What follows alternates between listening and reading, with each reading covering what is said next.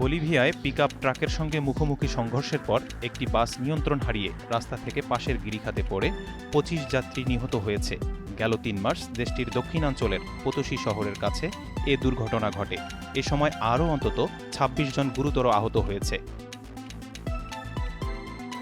ইউরোপীয় ইউনিয়ন বাংলাদেশের অন্তর্বর্তী সরকারের সংস্কার প্রচেষ্টায় জনগণের পাশে থাকবে বলে জানিয়েছেন ইউএর সমতা, প্রস্তুতি ও সংকট ব্যবস্থাপনা বিষয়ক কমিশনার হাজ্জাল আহবিব।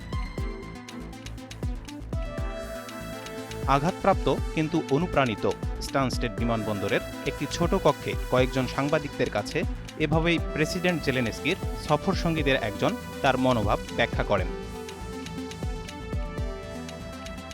ইংরেজিকে যুক্তরাষ্ট্রের সরকারি ভাষার মর্যাদা দিয়ে একটি নির্বাহী আদেশে সই করেছেন দেশটির প্রেসিডেন্ট ডোনাল্ড ট্রাম্প।